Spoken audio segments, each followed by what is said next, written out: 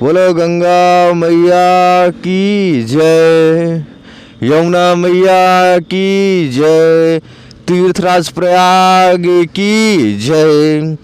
कुंभ मेला 2025 में पधार रहे सभी श्रद्धालुजनों का हिंदू राष्ट्र 3.0 पहले चरण पकड़ के उनके साथ प्रणाम करता है और उन सभी श्रद्धालुओं का जो इस पावन पवित्र कुंभ में पधारने वाले हैं या पधार चुके हैं, सभी का हिंदू राष्ट्र 3.0 हार्दिक स्वागत और अभिनंदन करता है। साथियों, अगर आपका जन्म एक सनातनी के घर हो और एक राष्ट्रवादी के घर हो, राष्ट्रवादी, तो आपका जो जीवन है संवर जाता है। आपका जीवन सुखमय और मंगलमय तरीके से गुजर जाता है। चाहे आप गरीब घर में हो, चाहे आप मध्यम वर्गीय घर में हो, तो भी आपका जीवन एक सुखमय और एक मंगलमय तरीके से गुजर जाता है। बालक यानी कि मेरी बात है, मैं रोक नहीं पाया इस कहानी को बताए बिना। हम एक बार श्रद्धालुओं को इस कहानी बताएं। एक दादा के लिए अपना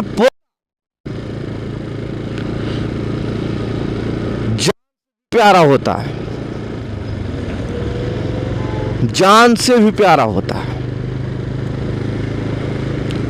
हमारे दादाजी पेशे से होम्योपैथिक चिकित्सक है, लोकतंत्र रक्षक सेनानी है, पूर्व में अब राजनीति से संन्यास ले चुके भारतीय जनता पार्टी के नेता थे। मैं इतना छोटा था, हाँ, ये बस इतना जानता था कि मैं यहाँ गया हूँ। लगभग क्लास 5 में मैं पढ़ रहा था। वो जब कहीं जाते थे निमंत्रण में या फिर माघ मेला में, वो हमें लेके जरूर जाते थे। हमें याद नहीं है, लेकिन हमें इतना कि जनवरी में ले गए थे, क्योंकि मतदाता तब पूर्व में प्रयागराज को इलाहाबाद कहते तो वहाँ पे लिखा रहता था कि मतदाता दिवस 25 जनवरी, ऐसे करके लिखा रहता था। मैं उनके साथ गया पहली बार, मतलब अपने जब मैं जानने लायक हुआ तब से मैं पहली बार गया, उन्हीं के अपने दादा के साथ गया। वो हमें ले जाते हैं। शाम का वक्त था, एक राष्ट्रवादी व्यक्ति के साथ मैं जाता हूँ। मैं पहुंचता हूँ प्रयागराज, उतरता हूँ, फिर मैं उनके साथ पैदल चलने लगता हूँ। जीवन की मेरी एक कहानी है, मैं आप सबके साथ साझा कर रहा हूँ। मैं पहुंचता हूँ, फिर उनके साथ सिविल लाइन घूमता हूँ, फिर कुछ मेडिकल से उनको कुछ दवाई लेनी होती है, वो अपनी दवाई लेते हैं, फिर हम चलते हैं, हम चलते चले जाते हैं। फिर देखिए ना मैं आप कहाँ चल रहे हो, ना वो बताते हैं कि हम यहाँ चल रहे हैं, बस उनके साथ हम चलते चले जाते हैं। मैं भी पहली बार होता हूँ कि हाँ गंगा जी में हम डुबकी लगाएंगे। मेरे अंदर एक अलग उत्तेजना कि हम माँ गंगा की उसमें डुबकी लगाएंगे।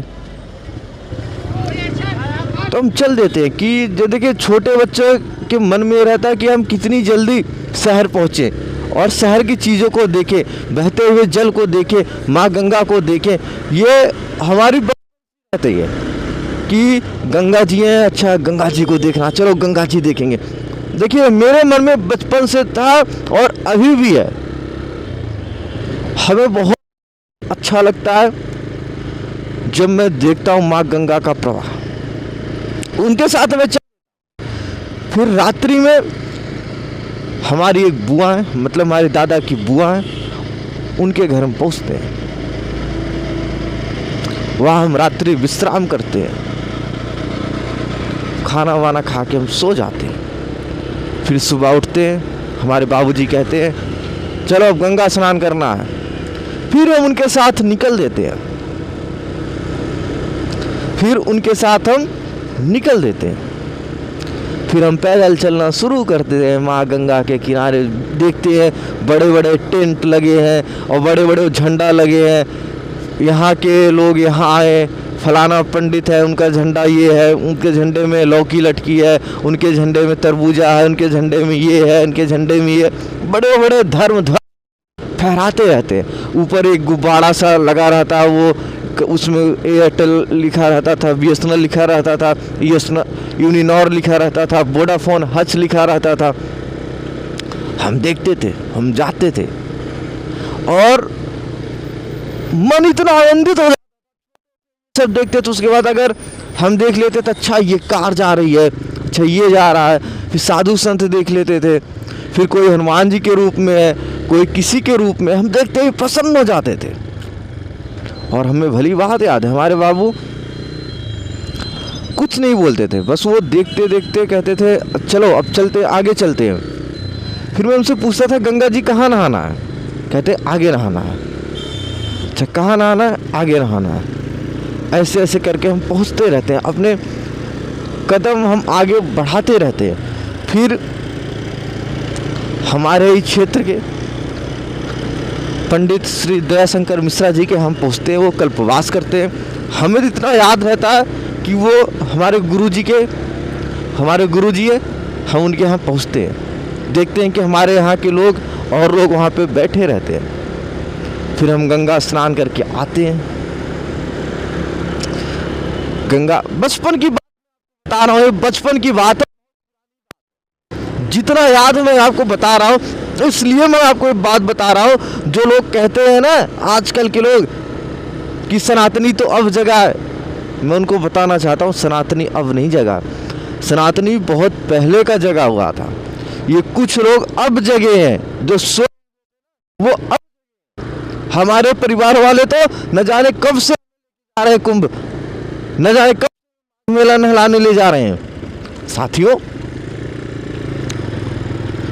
फिर वहाँ हम देखते हैं, फिर कहते हैं चलो एक बार कुंभ नहा के आते हैं। हम पहुँच जाते हैं कुंभ नहाने। फिर कहते हैं चलो गंगा स्नान करके आते हैं। भैया हम कपड़ा लिए रहते हैं, हम गंगा स्नान कर लेते हैं। जब गंगा स्नान कर लेते हैं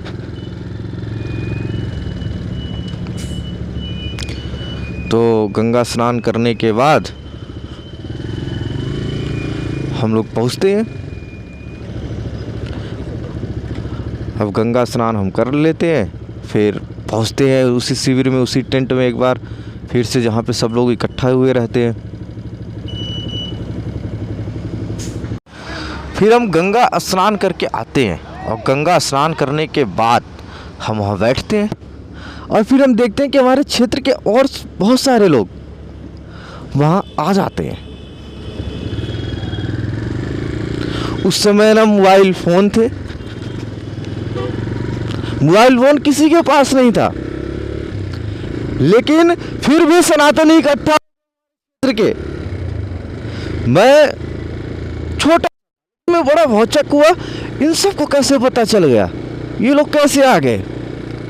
फिर भैया आ गए, हमने अपने बाबू से पूछ लिया कि ये बताइए, अच्छा पहले से पता था क्या आपको